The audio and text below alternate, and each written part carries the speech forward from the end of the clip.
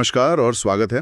आज हम एक बहुत ही दिलचस्प और पुरानी कहानी में गहरे उतर रहे हैं, समुद्र मंथन। और हमारी ये बातचीत आधारित है समुद्र मंथन, अमृत का अमृत नाम के स्रोत पर। तो कहानी क्या है? देव और असुर, मतलब देवता और राक्षस, जो हमेशा लड़ते रहते हैं, वो एक साथ आते हैं। क्यों? अमर होने का पेय अमृत पाने के लिए। उन्होंने मिलकर एक बहुत बड़े, मतलब ब्रह्मांडीय महासागर का मंथन किया। ये अपने आप में ही सोचने वाली बात है ना? दो विरोधी गुट एक लक्ष्य के लिए साथ आ गए। चलिए तो फिर इस पूरी प्रक्रिया को और इससे जो अद्भुत चीजें निकली उनको समझते हैं। हाँ, नमस्कार। ये कहानी वाकई बहुत खास है और जैसा हमारा स्रोत भी कहता है, ये सिर्फ एक कहानी नहीं है। इसके पीछे ना मतलब सृष्टि, संघर्ष और यहाँ तक कि सहयोग के भी गहरे प्रतीक हो सकते हैं। और सबसे मजेदार बात यह है कि इस मंथन से सिर्फ अमृत ही नहीं निकला, बहुत कुछ और भी बाहर आया, मूल्यवान चीजें। बिल्कुल। तो पहला सवाल तो यही है कि आखिर ऐसी नौबत क्यों आई? मतलब देवता और असुर, जिनकी दुश्मनी तो जग जाहिर है, वो साथ क्यों आए? हाँ, तो स्रोत बताता है और अन्य कथाएं भी इशारा करती हैं कि वजह थी अमरता की चाह। अमृत चाहिए था दोनों को। अमरता? जी। देखिए, शायद देवताओं की शक्ति कम हो रही थी, किसी श्राप की वजह से या लगातार लड़ाइयों से। और असुर तो हमेशा से ही अपनी ताकत बढ़ाना चाहते थे। तो अमर होना दोनों के लिए अस्तित्व का सवाल बन गया था। ये लक्ष्य इतना बड़ा था कि उसने पुरानी दुश्मनी को कम से कम कुछ समय के लिए भुला दिया। यानी जरूरत इतनी बड़ी थी कि दुश्मन भी दोस्त बन गए, भले ही थोड़े समय के लिए। हाँ, बिल्कुल। ये दिखाता है कि अमर होने की इच्छा कितनी ताकतवर हो सकती है। पर ये दोस्ती कितनी पक्की थी, वो तो आगे पता चलता है। सही बात है। तो ठीक है, वो साथ आ गए, पर ये मंथन, मतलब ये हुआ कैसे? प्रक्रिया क्या थी? स्रोत बताता है कि मंदराचल पर्वत को मथनी बनाया गया, एक पूरा पहाड़। सोचिए जरा, एक विशाल पर्वत को मथनी की तरह इस्तेमाल करना। और फिर रस्सी। इतनी बड़ी मथनी को घुमाने के लिए रस्सी कहाँ से आई? यहाँ वासुकी नाग का जिक्र आता है। हाँ, नागों के राजा वासुकी। उन्हें रस्सी बनाया गया, देवताओं ने पूंछ पकड़ी और असुरों ने सिर वाला हिस्सा। और फिर उसे घुमाना शुरू किया समुद्र में। क्या दृश्य रहा होगा! बिल्कुल। लेकिन यहीं एक दिक्कत आई। इतना भारी पर्वत, वो समुद्र में टिकेगा कैसे? वो तो डूबने लगा। हाँ, ये तो स्वाभाविक है। तो यहीं पर, जैसा स्रोत बताता है, भगवान विष्णु का रोल आता है। उन्होंने कूर्मावतार लिया। कूर्मावतार मतलब एक बहुत बड़ा विशाल कछुआ, इतना बड़ा कि उसने अपनी पीठ पर मंदरा पर्वत को सहारा दिया। अच्छा, कछुए की पीठ पर? जी, ताकि पर्वत डूबे नहीं, स्थिर रहे और मंथन हो सके। ये बहुत जरूरी था।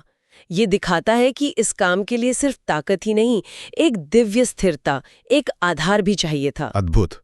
मतलब कछुए की पीठ पर पहाड़, नाग की रस्सी और देव असुर मिलकर उसे मथ रहे हैं। हाँ, तो मंथन शुरू हुआ। जाहिर है बहुत मुश्किल रहा होगा। बारी बारी से खींच रहे थे वासुकी को, पर्वत घूम रहा था, समुद्र हिल रहा था। और फिर चीजें निकलनी शुरू हुई। जी हाँ, स्रोत बताता है कि इस उथल पुथल से कई चीजें निकली, जैसे कामधेनु। कामधेनु, वो इच्छा पूरी करने वाली गाय। वही। फिर कहते हैं ऐरावत निकला, वो सफेद हाथी जो इंद्र का वाहन बना। हाँ हाँ, ऐरावत। फिर कल्पवृक्ष, मनोकामना पूरी करने वाला पेड़। और फिर एक बहुत ही महत्वपूर्ण प्राकट्य हुआ, देवी लक्ष्मी का।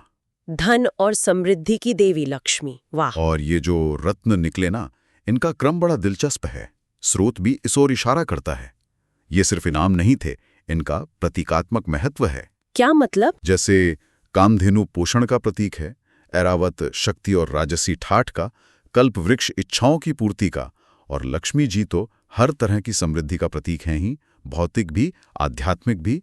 और ये सब अमृत से पहले निकले, ये बात गौर करने वाली है। बिल्कुल।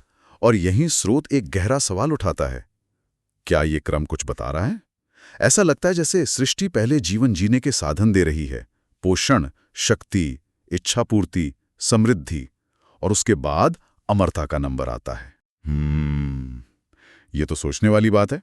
मतलब पहले जीवन को भरपूर बनाओ, फिर अमरता की सोचो। हाँ, या शायद ये कि किसी भी बड़े प्रयास में मुख्य लक्ष्य से पहले भी बहुत कुछ मूल्यवान मिलता है। ये रत्न भी तो खजाने ही थे। ये तो है। अच्छा, पर इनका बंटवारा कैसे हुआ?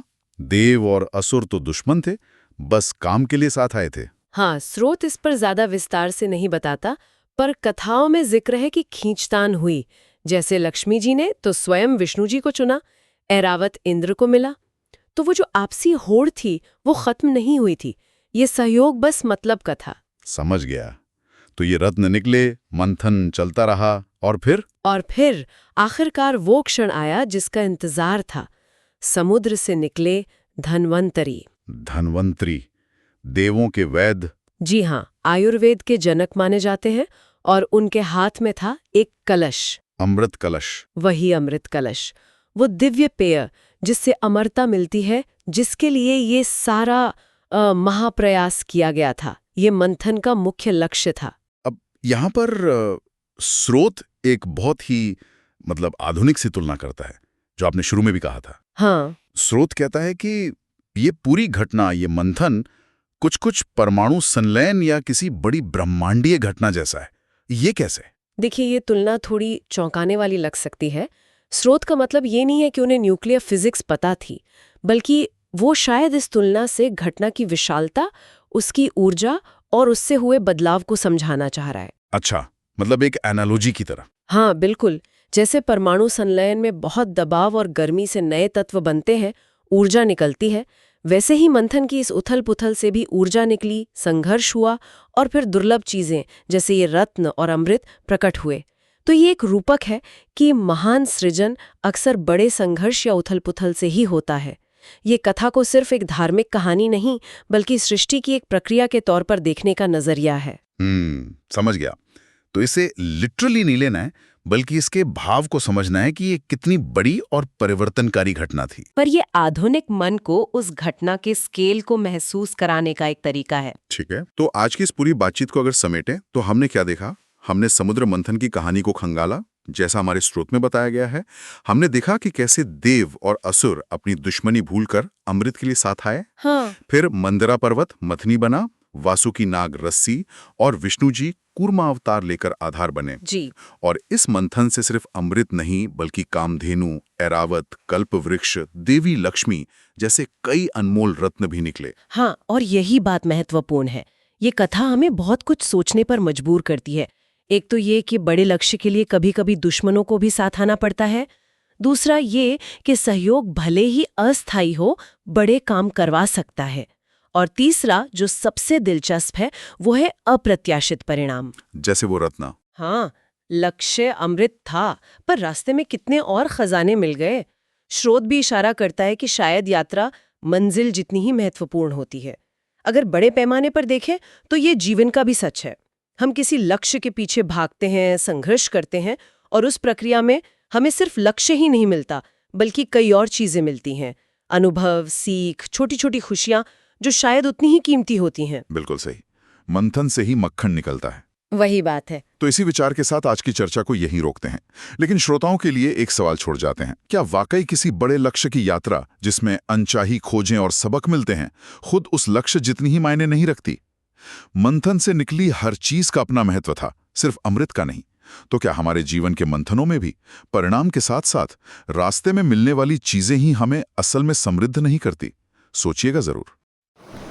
अगर आपको ये वीडियो पसंद आई है तो इसे ज़रूर लाइक करें, कमेंट सेक्शन में अपना ओपिनियन बताएं और चैनल को ज़रूर सब्सक्राइब करें। मिलते हैं अगली वीडियो में, तब तक के लिए नमस्कार।